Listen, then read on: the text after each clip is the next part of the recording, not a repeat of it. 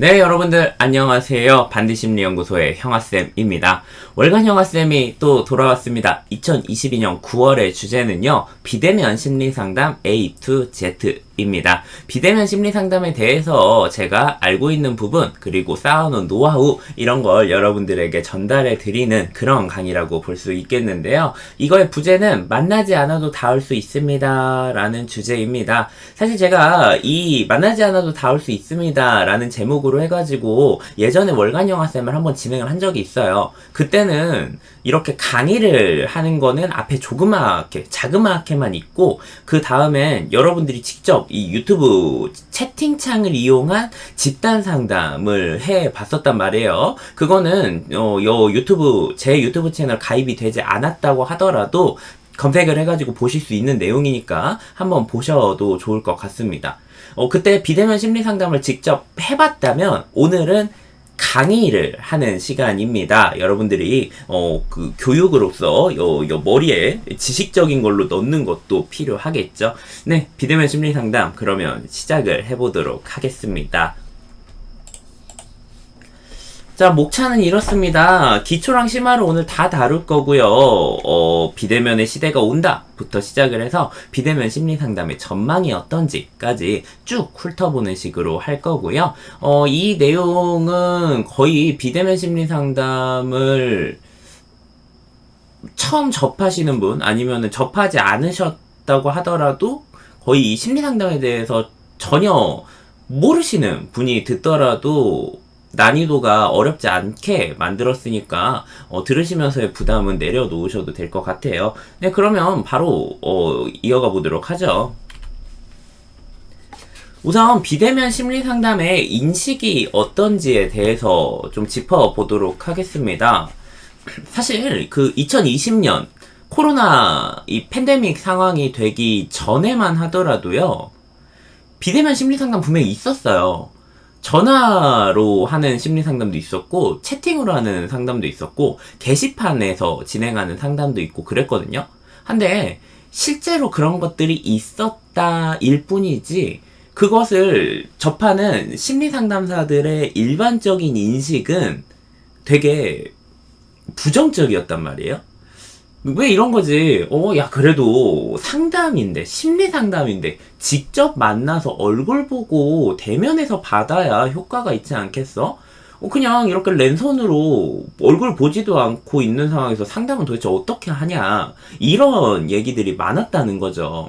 또한 내담자들 역시 마찬가지입니다. 이 심리 상담을 비대면으로 받으면 편하지 않을까 하면서도, 근데 그게 효과가 있을까?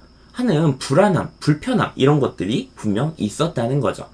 자, 그런데요, 사실 이렇게 직접 얼굴 보고 상담을 받는다는 이 개념이 한국에서는 사실 쉬워요.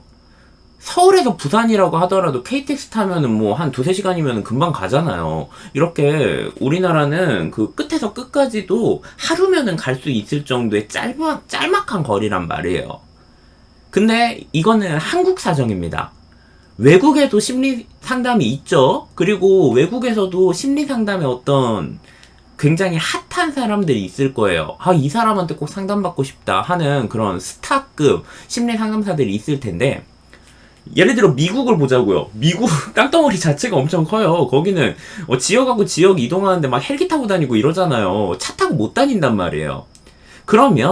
그럼 미국이나 이런 땅덩어리 자체가 넓어서 하루 만에 움직이는 거, 즉 물리적인 거리의 한계가 도저히 만나지 못하게 하는 그런 곳에서는요, 코로나 때문이 아니더라도 비대면으로 심리 상담을 진행하는 방법이 없을까 하는 이 궁금함, 이러한 것의 필요성을 이미 가지고 있었다는 거죠.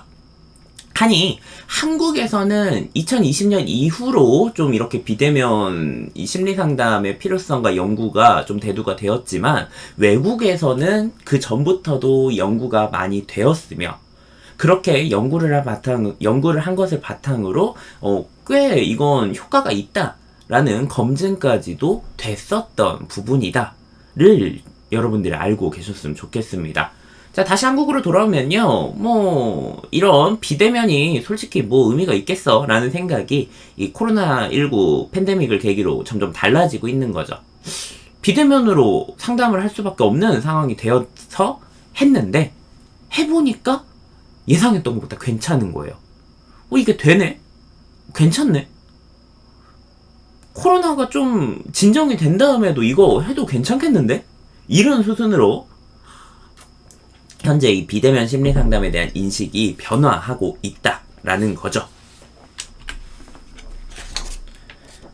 자, 비대면의 시대는 이미 왔고요. 그리고 더더욱 크게 올 거라고 생각을 합니다. 코로나19는 비대면의 시기를 앞당겼을 뿐이에요. 언젠가는 오게 될 것을 조금 더 빠르게 시간만 바뀌었다는 거죠. 추후 마스크를 벗더라도 비대면은 분명 사라지지 않을 겁니다. 뭐 예를 들어보도록 할까요? 제가 알고 있는 선배 상담사 중에 한 분께서는요. 내담자랑 상담을 하고 있었는데 그 내담자가 유학을 가게 된 거예요. 근데 유학을 가면은 당연히 종결을 해야 되잖아요. 근데 내담자가 저 종결하고 싶지 않은데 그러면 제가 외국에 가니까 비대면으로 해서 이 영상으로 상담을 진행하는 게 혹시 가능할까요? 라고 물어본 거죠. 뭐 결국에는 그 두 사람이서 이야기를 잘 해가지고 유학 간 뒤에도 현재 종결하지 않고 상담을 계속 하고 있는 걸로 알고 있습니다. 자, 이거 대면이라고 하면 상상도 할 수 없는 일이죠. 유학을 간 사람은 어떻게 상담을 해? 근데 좀 이 시간대나 이런 것들이 달라졌기 때문에 시간 맞추는 게 어려울 뿐이지, 유학을 가든 이민을 가든 어디를 가든 서울이나 부산에 있든 막 이런 거 다 상관없이 이제는 내가 상담을 그대로 유지하면서 받고 싶다 한다면 할 수 있는 방법이 생겼다. 자, 부산에서 강의를 하는 B는 저의 사례입니다. 예전에 그런 경우 있었어요. 부산에서 연락이 온 거예요. 그래가지고 강의를 할 수 있냐 하는데, 한 번 하는 거, 그러니까 하루 종일 무언가를 하는 거라고 하면은 제가 가요. 근데 아무리 하더라도 도저히 안 되겠다 싶은 건 매주마다 만나가지고 무언가를 해야 되는 때가 있어요. 예를 들어 그 주마다 만나서 5주 동안 5회기 프로그램을 하는 거다라고 하면, 제가 부산 쪽에 가가지고 5회기 프로그램을 매주 시간을 내면서 가는 건 뭐 비용도 비용이지만 제 체력적으로도 도저히 안 되는 부분이란 말이에요.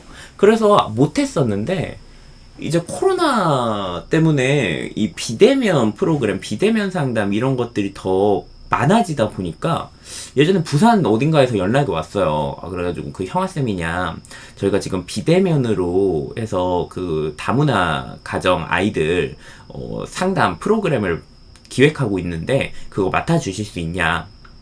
몇 회기냐? 5회기다.